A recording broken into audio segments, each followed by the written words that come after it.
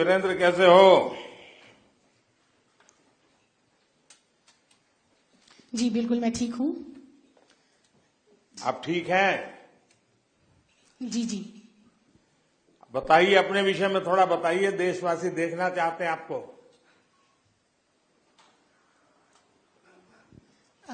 मेरे पिताजी और मेरे चाचा जी पहलवान थे, मैंने उन्हीं को देखकर पहलवानी सीखी और वो गुण मुझ में आया और मैंने ये निरंतर प्रयास किया कि मैं बढ़ता रहूं। बचपन से ही मैंने मेरे मम्मी पापा मुझे सपोर्ट करते थे, मेरे पिताजी ने सपोर्ट किया और मैं वो पहलवानी सीखता चला गया और आज इस स्तर पे पहुंचा हूं। लेकिन पिताजी को और चाचा को संतोष है? नहीं, वो चाहते हैं कि मैं और करूं, और खेलूं, और बढ़ता रहूं, और तरक्की करता रहूं।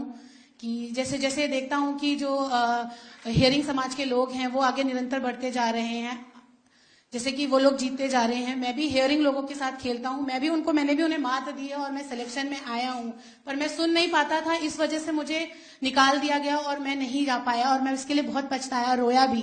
पर फिर मैंने बधिर समाज में जब मैंने अंदर आया तो मेरी रोंगटे खड़े हो गए और मैं खुशी से मारे फूला नहीं समाया कि मैं जीत गया। जब मैं मेडल पहली बार जीता, ऐसे ही मुझे लगता था कि चलो छोड़ो, अब मैं क्यों हेयरिंग समाज के पीछे जाऊं, अब मैं बधिर समाज में ही एक नाम कमा सकता हूं और मैं उसको निरंतर आगे बढ़ सकता हूं। मैंने कई मेडल जीते 2005 में, उसके बाद 2007 में, उसके बाद मैंने फर्स्ट ओलंपिक जब जीता था। अच्छा वीरेंद्र टर्की में बताओ, जीता था।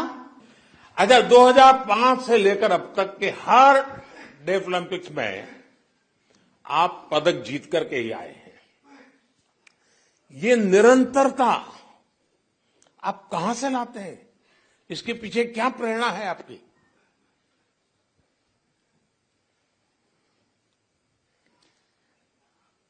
मैं डाइट पे इतना ध्यान नहीं देता हूं जितना मैं प्रैक्टिस पे ध्यान देता हूं। मैं लगातार हेयरिंग लोगों के साथ प्रैक्टिस करता हूं, बहुत मेहनत करता हूं। वो मेहनत जाया नहीं जाती है। मैं बिल्कुल देखता हूं कि वो कैसे खेल रहे हैं और उसको निरंतर बढ़ता रहता हूं। सुबह शाम मैं लगातार प्रैक्टिस पे बहुत ध्यान देता हूं।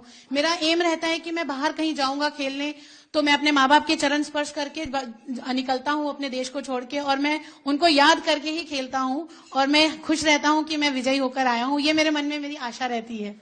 अच्छा वीरेंद्र, दुनिया में वो कौन खिलाड़ी है जिसके साथ खेलने में से समय तुम्हें कुछ न कुछ सीखने को मिलता है, तुम्हें उनका खेल देखने का मन करता है, वो कौन है?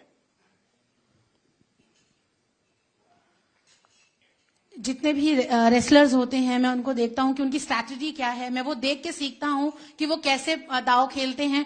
वो मैं उन्हीं को देख के खेलता हूं और मैं सोचता हूं कि मुझे उस पर ध्यान रखना है, कि मैं भी घर पे उस पर निरंतर सोचता भी रहता हूं कि उस खिलाड़ी ने कैसा खेला था, तो मेरे को भी उससे अच्छा और उससे बराबर की टक्कर देके खेलना है। मुझे उससे बिल्कुल घबराना नहीं है, एकदम सामने की कड़ाके की टक्कर देनी है और जीतना है उस दाव पेच के साथ। वीरेंद्र, अच्छी बात है कि आप खेल की दुनिया में उस्ताद भी हैं, साथ साथ विद्यार्थी भी हैं। ये अपने आप में बहुत बड़ी बात है।